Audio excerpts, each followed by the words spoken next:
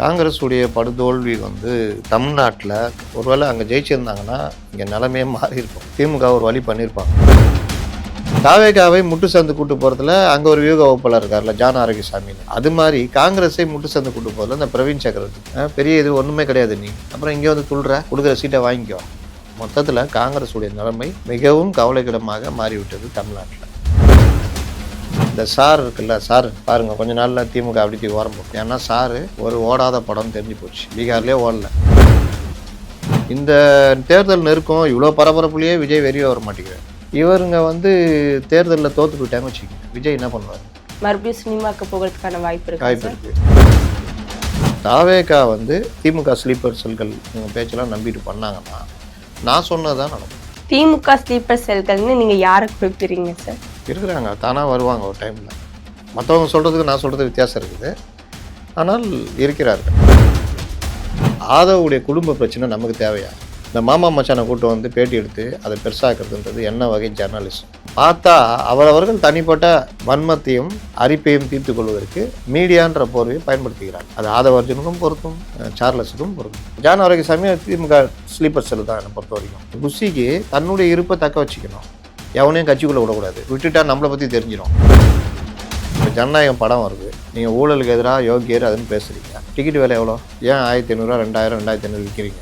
உங்கள் ரசிகர்களுடைய உழைப்பை சுரண்டுறீங்களா இல்லையா? இது ஒரு வகையில் ஊழல் தானே, இது முறைகேடு தானே. இதை ஏன் விஜய் செய்கிறாரு? அப்புறம் என்ன அவர் யோகியம் பேசுகிறாரு வெளியே?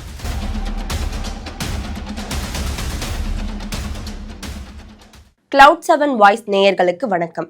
இன்றைய நேர்காணலில் நம்மோடு இணைந்திருக்கிறார் மூத்த ஊடகவியலாளர் முத்தலிஃப்.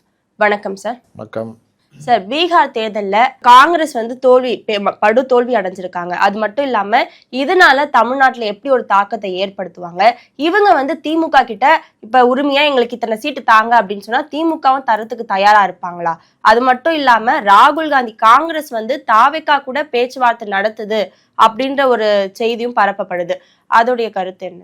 காங்கிரஸ் உடைய படுதோல்வி தமிழ்நாட்டில் ஒருவேளை அங்கே ஜெயிச்சிருந்தாங்கன்னா இங்கே நிலைமையே மாறி இருக்கும். திமுக ஒரு வழி பண்ணியிருப்பாங்க. ஜெயிக்காதோடைய விளைவு ரெண்டு விஷயம். ஒன்று, இந்த சார் பெரிய அளவில் எதிரொலிக்காது தேர்தல்ன்றதை திமுகவினர் இப்போ புரிஞ்சுக்கிட்டு இருப்பாங்க.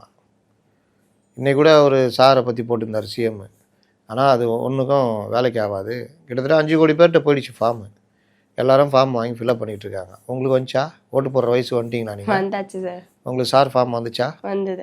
இப்போ ஏடிஎம்கே தரப்புல இருந்து கூட சொல்லியிருந்தாங்க, இபிஎஸ் அதில் என்ன கேட்க போறாங்க? இறந்தவங்கள தானே தூக்க போறாங்க, அதில் என்ன பிரச்சனை முதலமைச்சர் ஸ்டாலினுக்கு அப்படின்ற ஒரு கேள்வியை முன் வச்சிருப்பாங்க. இதே தான் மக்களுடைய கருத்தா இருக்கும். இதையே கேட்குறேன். அந்த படிவத்தை பார்த்தீங்களா? அந்த படிவத்தை பார்த்தீங்களா? அதில் என்ன இருக்கு? ஜென்ரலா என்ன நம்மளுடைய டீடைல் இருக்கும். 2005 நீங்கள் ஓட்டு போட்டிங்களா? இல்லை. 2 வயசு 3 வயசு இருக்குமா? இல்லை பிறந்துட்டிங்களா? 2005 ஒன்றுமே நீங்கள் தேர்தலில் இல்லவே இல்லை. அந்த பாக்ஸை விட்டுடலாம். இந்த சைடு பாக்ஸில் உங்கள் வீட்டில் யார் ஓட்டு போடுறவங்க இருக்காங்க? வேறு பெரியவங்க, உங்கள் அப்பா இருக்கார்ல, அப்பாவுடைய வாக்கு இதுதான் டீட்டெயில் எழுத போகிறீங்க, அவ்வளோதானே. ஆனால் இதை போய் ஒரு பெரிய இது மாதிரி பிடிங்கிடுவாங்க, கொண்டு போய் முகாமில் அடைப்பாங்க, கப்பலில் ஏற்றி வெளிநாட்டில் இறக்கிடுவாங்களாம். கே பாலகிருஷ்ணன் சொல்கிறாரு. இந்த அளவுக்கு இவர்கள் உருட்டுகிற உருட்டு செல்லாது அப்படின்றது. இது காங்கிரஸுடைய பிரச்சாரம்.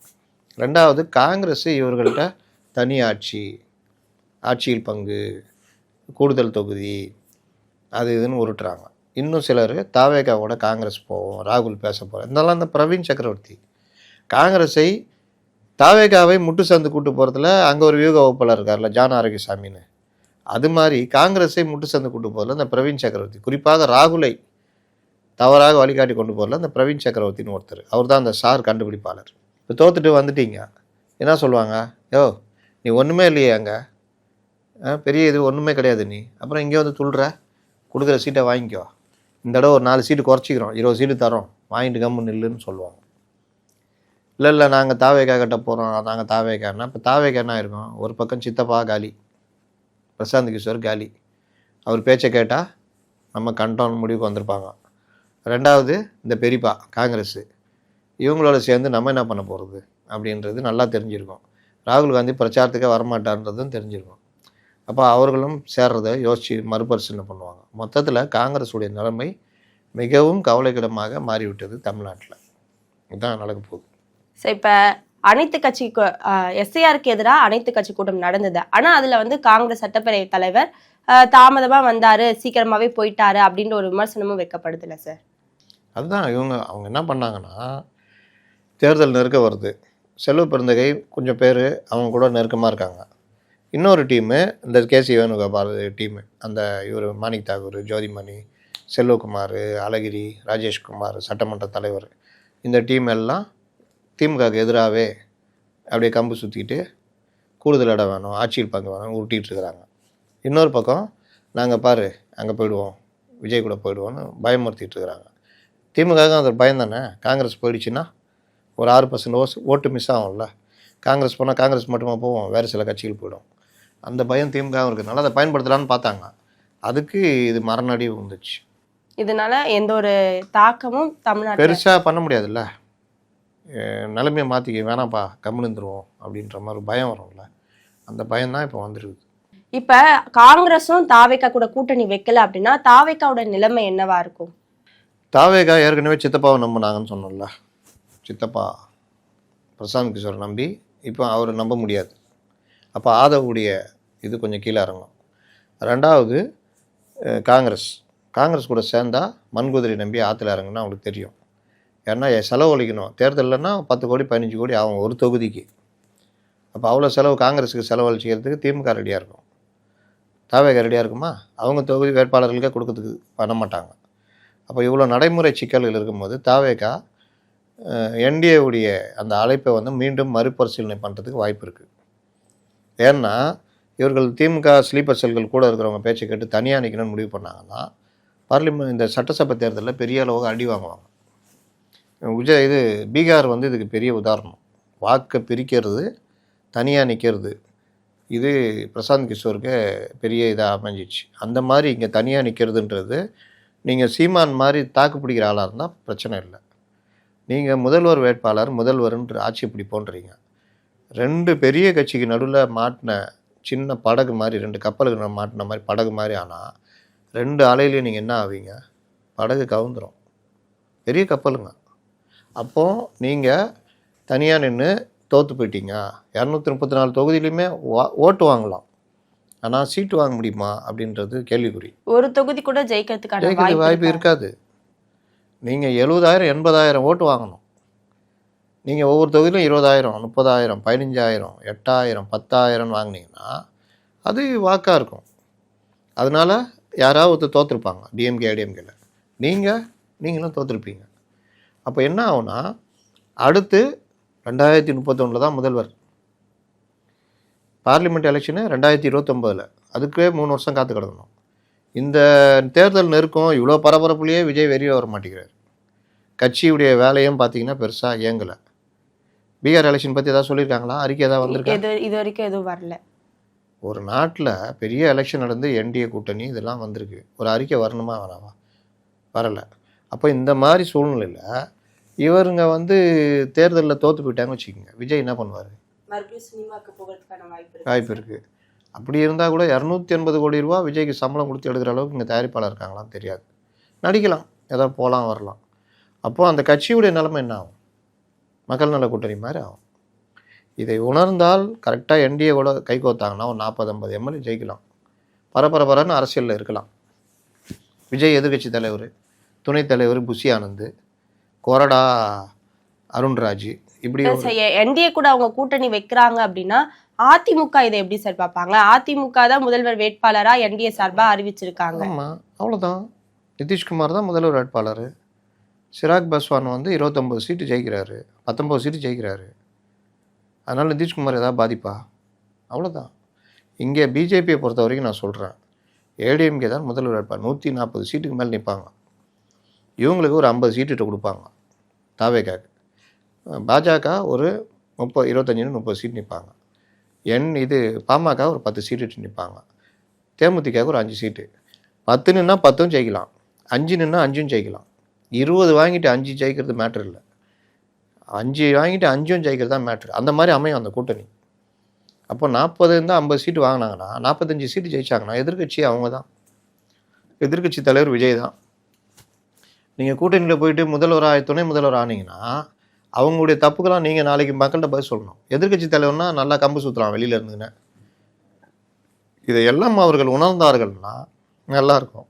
அதுக்கு ஒரு உரைக்கல் தான் இந்த பீகார் தேர்தல். சார் இப்ப ஒருவேளை திமுக வந்து மறுபடியும் ஜெயிக்கிறாங்க அப்படின்னா இப்ப தாவேக்கா கூட்டணியே இல்லாம இருந்தாங்கன்னா அவங்க இருக்கிறதுக்கான வாய்ப்பு இருக்கா சார்? திமுக இப்போ தேர்தல் நடக்கும் பொழுதே தாவேக்கால நீங்கள் பார்த்தீங்கன்னா இந்த காங்கிரஸ்லேயும் அந்த எம்ஜிபி சொல்கிறாங்களா மகாபந்தன் கூட்டணி, அந்த கூட்டணியிலேருந்து 3 பேர் வேட்பாளர்கள் வேட்புமனு தாக்கல்லாம் பண்ணிவிட்டு நேராக போய் பிஜேபியில் சேர்ந்துட்டாங்க. இதுதான் நடக்கும். இந்த மாதிரி பல மாநிலம் நடந்திருக்குது. அப்போ நீங்கள் 234 தொகுதி வேட்பாளர் போட்டிங்கன்னா அதில் 10, 15 இல்லை 20 இல்லை 30 கூட அப்படியே கொத்து கொத்தா வேட்புமனு தாக்கல்லாம் முடிஞ்ச பிறகு, அதான் வாபஸ்லாம் வாங்கி எல்லாம் முடிஞ்ச பிறகு அப்படியே போய் டிஎம்கேல சேர்றதெல்லாம் நடக்கும். இந்த வேலைலாம் நடக்கும். அப்படியே நீங்கள் அதெல்லாம் மீறி இருக்கீங்கன்னா நீங்கள் பார்த்து இருந்துக்குங்க. இன்னும் ஜெயிச்ச எம்எல்ஏனா எவ்வளோ சம்பாதிக்க போகிறீங்க பார்த்துக்கலாம். அப்படி மாவட்ட சில விலைக்கு வாங்குறது இதெல்லாம் நடக்கும். அப்புறம் நடைமுறையில் இவர்களுக்கு செலவுக்கு பணம், ஆட்சியாளர்களை எதிர்த்து வேட்புமனு தாக்கல், மற்ற பிரச்சனை, போலீஸ் பிரச்சனை எல்லாம் சமாளிக்கிறதுக்கு இவங்களுக்கு அந்த இதெல்லாம் இருக்காது. ஒரு பிரச்சனைனா பட்டுன்னு கேஸை போடுவாங்க. புஷியானந்த் மேலே ஒரு 4 கேஸ் போட்டால் என்ன பண்ணுவார்? அதோடு போயிடுவார், காட்டுக்குள்ளே போய் ஒழிஞ்சிக்குவார். அப்போ இந்த மாதிரி பிரச்சனைகள்லாம் வரும்பொழுது இவர்களை போட்டு நசுக்கி விட்ருவாங்க. கட்சி இல்லாத அளவுக்கு பண்ணி விட்ருவாங்க. இன்னொரு பக்கம் இவர்களுடைய எதிர்ப்பையும் சம்பாதிச்சுட்டு இருப்பாங்க. இவர்களும் போட்டு அடிப்பாங்க. அப்போ 2 சைடும் அடி வாங்கினா என்ன ஆகும்? இவர்கள் என்ன அனுபவம் உள்ளவர்களா? அதனால் தாவேகா வந்து கரெக்டாக இந்த நிலைமையை புரிஞ்சிக்கிட்டு யதார்த்தத்தை புரிஞ்சுக்கிட்டு பண்ணாங்கன்னா நல்லாயிருக்கும். ஸ்லீப்பர் செல்கள், திமுக ஸ்லீப்பர் செல்கள் இவங்க பேச்செல்லாம் நம்பிட்டு பண்ணாங்கன்னா நான் சொன்னது தான் நடக்கும். திமுக ஸ்லீப்பர் செல்கள்னு நீங்கள் யாரை குறிப்பிடுறீங்க சார்? இருக்கிறாங்க, தானாக வருவாங்க ஒரு டைமில். மற்றவங்க சொல்கிறதுக்கு நான் சொல்கிறது வித்தியாசம் இருக்குது, ஆனால் இருக்கிறார்கள். அதே மாதிரி இப்போ ஆதவ் அர்ஜுனாவுடைய மச்சான் வந்து பேட்டி கொடுக்குறாரு. இவர் வந்து எங்க போனாலும் அந்த கட்சியை பிளந்துருவாரு, எங்க குடும்பத்தை வந்து அவர் தான் பிரிச்சாரு அப்படின்ற குற்றச்சாட்டை அவர் மேல வச்சிருக்காங்க. இப்ப திமுகல இருந்து இவர் வந்து தாவேக்காவை தனிமைப்படுத்த பாக்குறாரு அப்படின்றதையும் சொல்லியிருக்காரு. அதை எப்படி பாக்குறீங்க? சொல்கிறவர் யாரு? அவங்களுடைய மச்சான். எவ்வளோ நாளாக எங்கே இருந்தார்? யாருக்காவது தெரியும்? கொஞ்ச நாள் பிஜேபியில இருந்தாரு. அவரை யாருக்காவது தெரியுமா? இன்னொன்று, ஒரு பாண்டிச்சேரி அரசியல் பண்ணிகிட்டு இருக்கார், இங்கே கிடையாது. அவரை கூட்டிகிட்டு வந்து ஆதவ் அர்ஜுனுக்கு எதிராக ஒரு சேனல் பேட்டி எடுக்குது. கரெக்டு, தப்பு இல்லை. ஆனால் ஒரே நேரத்தில் முன்னணி சேனல்கள் அவரை எப்படி பேட்டி எடுக்கிறாங்க? எல்லாத்துக்கும் எப்படி அவர் கொடுக்குறாரு? 2வது, ஆதவுடைய குடும்ப பிரச்சனை நமக்கு தேவையா? இந்த மாமா மச்சானை கூட்டு வந்து பேட்டி எடுத்து அதை பெருசாக்குறதுன்றது என்ன வகை ஜேர்னலிசம்? ஆதவுடைய அரசியல் விமர்சனம் பண்ணாங்க. அதையும் அவர் சொல்லியிருக்காரு சார். அது ஒரு பார்ட்டுங்க. அதுவே இதுன்னா நீங்கள் ஆதவுடைய சார்லஸே வந்து ஆதவுடைய அரசியலை பேசுனா அதுவே தப்புன்றேன். ஏன்னா இவங்க 2 பேருக்குமே பகை இருக்குது. இப்போ ஒன்றும் இல்லை, உதயநிதியை கூப்பிட்டு உட்கார வச்சு மச்சானை பற்றி பேசுனா அது எப்படி நியாயமாக இருக்கும்? எங்கள் வீட்டுக்குள்ளே எங்கள் அப்பாவுக்கு எனக்கு அவர் தான் சண்டை மூட்டி விட்டார், எங்கள் அம்மாவுக்கு எனக்கு அவர் தான் சண்டை மூட்டி விட்டார், கட்சி விவகாரத்தில் தலையிடுறாருன்னு பேட்டி கொடுத்தாருன்னா எப்படி சரியாக இருக்கும்? சேம் இதே தானே இங்கே. ஆதவ் அர்ஜுனாவுடைய அரசியலை விமர்சனம் பண்ணலாம், நம்ம கூட வைக்கிறோம். அவர் கிட்டத்தட்ட பிரசாந்த் கிஷோரை கூப்பிட்டு வந்து கட்சியை தப்பாக வழி நடத்துகிறாரு, அவர் பேசுகிறது தப்பாக இருக்குது, பேசினாலே சிக்கலில் போகுது, அவர் வந்து தப்பான இதை சொல்கிறாரு, ஏதோ ஒன்று விமர்சனம் வைக்கிறோம். இதை தாண்டி மாப்பிள்ளை கூட தொடர்பில் இருக்கார், இது ஒருவேளை திமுகவை இது தாவேகாவை பாதிக்கலாம், இவர் வந்து பியூர் தாவேகாக்காரன் மாதிரி எங்களுக்கு தெரியல அப்படின்ற விமர்சனம்லாம் இருக்குது. ஆனால் அதை பொதுவாக எல்லாரும் வைக்கிறாங்கன்னா அது வேறு விஷயம். ஆனால் மச்சானை கூட்டு வந்து உட்கார வச்சுக்கிட்டு குடும்ப பிரச்சனைலாம் பேசுகிறது எப்படி ஜேர்னலிசமாக இருக்கும்?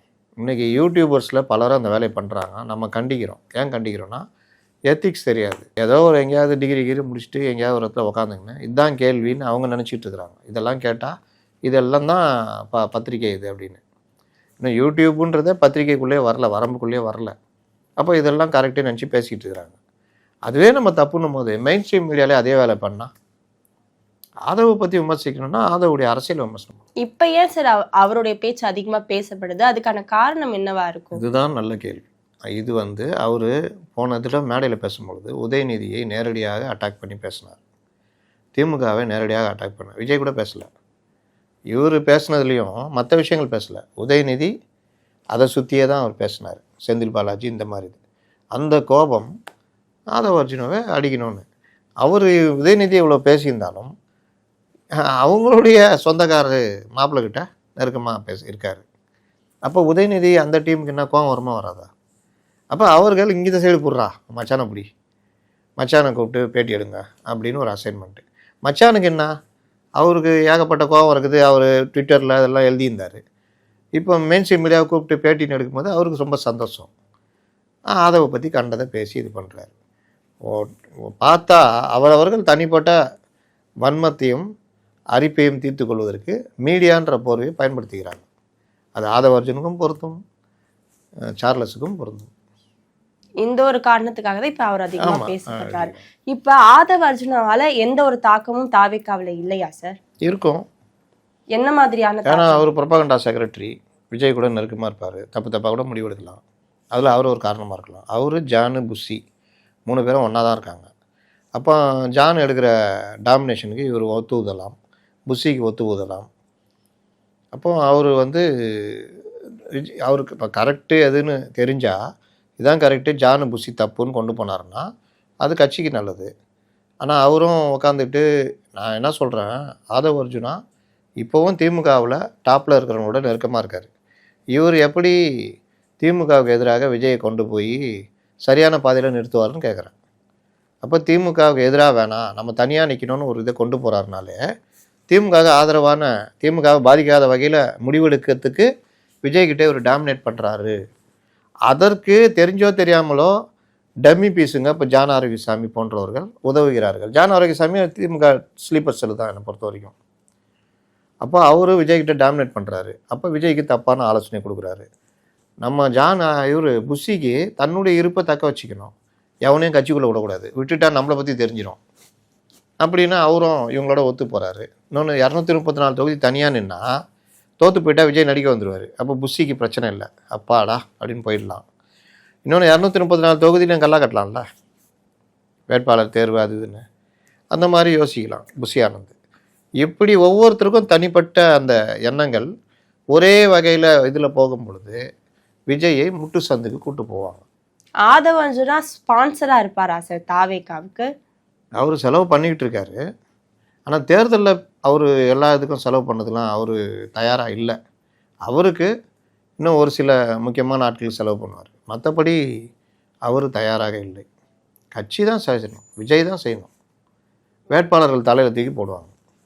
வேட்பாளர்கிட்டயே டெபாசிட் மாதிரி வாங்கினாங்கன்னா அதுவும் அவர்களை பாதிக்கும்.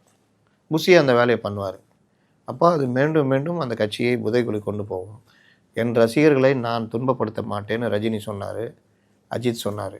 ரஜினி பியூட்டி, அரசியலுக்கு நான் வரலன்றதுக்கு ஒரு காரணம் அவர்களை செலவழிக்க வைக்க நான் விரும்பலைன்னு நினச்சி சொன்னார். இவர் அரசியலுக்கு வந்துட்டு அவர்களை இப்போ ஜனநாயகம் படம் வருது, நீங்கள் ஊழலுக்கு எதிராக யோகியர் அதுன்னு பேசுகிறீங்க. டிக்கெட் விலை எவ்வளோ? ஜனநாயகம் டிக்கெட் விலை எவ்வளோ? சினிமா டிக்கெட் விலை எவ்வளோ அரசு இது பிரகாரம்? இவங்க விஜய் படம் அப்படின்னாலே 1000 ரூபாய்க்கு மேலே தான். ஒரு டிக்கெட் விலை எவ்வளோ? 160 ரூபா. 160 ரூபா. ஏன் 1500, 2000, 2500 விற்கிறீங்க? உங்கள் ரசிகர்களுடைய உழைப்பை சொல்கிறீங்களா இல்லையா?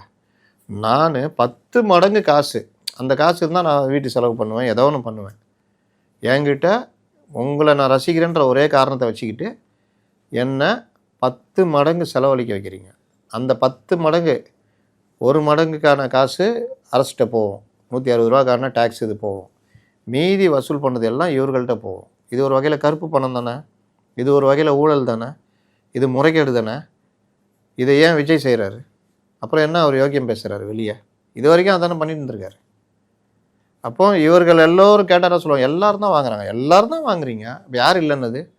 நாங்கள் பாதிக்கப்பட்டவங்க பக்கத்து சொல்கிறோம். ஒரு நிறுவனமே, ஒரு நடிகர் கூட்டமே ரசிகர் மன்றத்துக்கு டிக்கெட் கொடுப்பாங்க. அதை ரசிகர் மன்றம் என்ன பண்ணோம், வாங்கி கூடுதல் விலைக்கு விற்று அந்த காசை வச்சு நற்பணி வேலைகளுக்கு பயன்படுத்துவாங்க. ஆனால் இன்றைக்கி இது எல்லாமே தலைகீழாகி மோனோபாலி மாதிரி ஒரு டீமு போட்டு ஒரே வாரத்தில் ஸ்பெஷல் ஷோ அதுன்னு போட்டு 2000 ஸ்கிரீன், அதாவது 50 நாள் ஓட வேண்டிய படத்தை 2 நாளில் ஓட்டி அவ்வளோ வசூலையும் கூடுதல் பணத்தோடு அப்படியே அமுக்கிட்டு போகிறாங்க. அதையும் மக்கள் போய் வாங்குறாங்களே சார். அதை தான் சொல்கிறேன். மக்களை நீங்கள் எப்போவுமே குற்றம் சொல்ல முடியாதுங்க. மக்களுக்கு அந்த ஆசை இருக்கும் பார்க்கணுன்னுவாங்க. அதை நீங்கள் அந்த ஆசையை பயன்படுத்தி காசு சம்பாதிக்கலாம், அதுதான் தப்புன்றேன். இப்போ நீங்கள் ஒரு ஹோட்டலில் நல்ல ருசியானது இருக்குது, மக்கள் கூட்டம் அலைமோதுன்னொன்னே 300 பிரியாணி 500 விற்றா அயோக்கியத்தனம்ல. அது மக்களாக காரணம். மக்களுக்கு ஆசை போய் நிற்கிறாங்க போகிறாங்க. மக்கள் எல்லா இடத்துலேருந்து ஆசைப்படுவாங்க பண்ணுவாங்க. அதனால் மக்களை எப்போவுமே குற்றம் சாட்டக்கூடாது. டிடிவி தினகரன் வந்து சொல்லியிருக்காரு 2026 தேர்தலில் தாவேக்காவுக்கும் திமுகவுக்கும் தான் போட்டி, நாங்கள் வந்து கூட்டணி வைக்கிறவங்க தான். இவர் எப்போ தாவேக்காவுடைய செய்தி தொடர்பாளர் ஆனன்னு தெரியல. இவர் வேலையை பார்த்துட்டு போகணும். இவருக்கு என்ன காண்டுன்னா, எடப்பாடி பழனிசாமி ஸ்டாப்பில் இருக்காரு, அவர் முதலமைச்சர் ஆக போகிறாரு, அந்த கட்சி என்டிஏ ஸ்ட்ராங்காக இருக்கு, அந்த கோபம் இவருக்கு. அதிமுக ஜெயிக்கணுன்றதை பற்றிலாம் தோக்குது அப்படின்ற பற்றிலாம் கவலை இல்லை பாருங்க. தாவேக்கா தான் வந்து ஆட்சி அமைக்கும், நாங்கள் கூட்டணி வைப்போம், கூட்டணி வைக்கிற கட்சி வந்து ஆட்சி அமைக்கும் அப்படின்னு சொல்லியிருக்காரு. இவர் வந்து தாவேக்கா கூட கூட்டணி வைக்கிறதுக்கான வாய்ப்பு இருக்கா சார்? வாய்ப்பே இல்லை. இருந்துச்சுனாலும் எல்லாரும் சேர்ந்து முட்டு சேர்ந்து போக வேண்டியதான். என்ன ஓட்டுக்குது இவருக்கு? இப்போ இவர்கிட்ட ஒரு 15% இருக்குது, தாவேக்காட்ட ஒரு 25% இதுன்னா சேர்ந்துட்டாங்கன்னா 40% வெற்றியை தீர்மானிச்சிருவாங்க, இல்லை ஜெயிச்சிருவாங்க அப்படி சொல்லலாம். இவர்கிட்ட 1.5% கூட இப்போ இல்லையே. இப்போ இவர்கள்லாம் என்ன 2 தொகுதி, ஒரு தொகுதி, இல்லை தொகுதிக்கு 1000 ஓட்டு வச்சுக்கிங்க. இவங்க தொகுதிக்கு 20,000 ஓட்டு, எல்லாம் சேர்ந்தா 22,000 ஓட்டு. தொகுதி 22,000 ஓட்டு வாங்கி என்ன பண்ண போகிறீங்க? அதில் 30,000 ஓட்டே வச்சுக்கிங்க, வாங்கி என்ன பண்ண போகிறீங்க? பர்சன்டேஜ் காமிச்சிக்கலாம். ஜெயிக்கிறது 70,000 ஓட்டு 60,000 ஓட்டு வாங்குறவங்க ஜெயிப்பாங்க. அதுக்கு தான் நான் திரும்ப திரும்ப சொல்கிறேன், தாவேக்கா தப்பான பாதையை எடுக்கிறாங்க, இவர்கள் மாயையில் இருக்காங்க. அதுக்குள்ள ஆதவ அர்ஜுனை நல்லா ஏமாற்றிட்டு இருக்காரு. 26 27 தங்க வேலை மாதிரி சொல்லுங்கிறாரு டெய்லி. இப்போ கேட்டால் என்ன 30 தாண்டிருக்கோன்னு நினைக்கிறேன். அன்றைக்கி 26னாரு, இப்போ கொஞ்ச நாள் ஆயிடுச்சுல்ல, கேட்டிங்கன்னா 30ன்னு. சார், தாவேக்காவுக்கு வந்து ஒரு காங்கிரஸ் பாடமா இருக்கலாத்துக்கான வாய்ப்பு இருக்குல்ல சார்? ஏன்னா காங்கிரஸ் பண்ற தவறுகளை தாவேக்காவும் ஒரு இடத்துல பண்றாங்க. இப்ப தாவேக்கா காங்கிரஸோட தோல்வி இவங்களுக்கு ஒரு பாடமா இருந்து அதுல முன்னாடியே சொன்னேன். சித்தப்பா பிரசாந்த் கிஷோர், இன்னொரு சித்தப்பா ராகுல் காந்தி, இவங்க எல்லாம் பெரும் பாடம் அவர்களுக்கு. பெரியப்பாக்கள் எப்படி ஒன்றா இருந்து அடித்தாங்கன்றது ஒரு பாடம். அப்போ பெரியப்பாக்களோடு சேர்ந்து ஜெயிக்க போகிறீங்களா, சித்தப்பாக்களுடைய இதை பெருசாக நினச்சிக்கிட்டு ஒன்றும் இல்லாமல் போக போகிறீங்களா? இந்த சார் இருக்குல்ல, சார் பாருங்கள், கொஞ்ச நாளில் திமுக அப்படி ஓரம் போட்டோம். ஏன்னா சாரு ஒரு ஓடாத படம் தெரிஞ்சு போச்சு, பீகார்லேயே ஓடல. நிதி அமைச்சர் நிர்மலா சீதாராமன் கூட இதை பற்றி பேசியிருப்பாங்க. உதயநிதி ஸ்டாலின் அவர்கள் அந்த வார்த்தையை தப்பாக சொல்லியிருக்காரு. இதில் கொளத்தூர் தொகுதியில் இவ்வளோ வாக்கு வித்தியாசம் பொய்யான வாக்கு இருக்கு அப்படின்னு அவங்க தரப்புல இருந்து சொல்லப்பட்டிருக்கு. அப்பனா கொளத்தூர் தொகுதியில மு.க. ஸ்டாலின் ஜெயிச்சது பொய்யான வாக்குகளை வாங்கியா? அப்பவே இந்த பிரச்சனை பெருசா வந்துச்சு. அது அவ்வளவுதான், கூடுதல் வாக்காளர்கள் அதுதான் பதறாங்க. இப்போ இதெல்லாம் நடந்தா ஒரு வீட்டில் 30 ஓட்டு இருக்குது, 3 பேர் தான் அந்த வீட்டில் இருக்காங்க, 27 ஓட்டு போலி ஓட்டுன்னா, இப்போ சார் வந்து ஃபார்ம் கொடுக்கும்போது எவ்வளோ இருக்கீங்க? அது 30 பேர் நாங்களம்மா, வேறு யாரும் இல்லை சார், நாங்கள் 3 பேர் தான் இருக்கோம். அப்போ இந்த இதெல்லாம் யாருன்னே தெரியாது சார். பக்கத்தில் இந்த மாதிரியே இல்லை சார், 27 ஓட்டையும் நீக்கிடுவாங்க. அந்த பயம் இருக்குது. அதனால தான் இவர்கள் சாருக்கு எதிராக இருக்கிறார்கள். சமகால அரசியல் நிகழ்வுகளை பற்றி பகிர்ந்து கொண்டதுக்கு நன்றி சார்.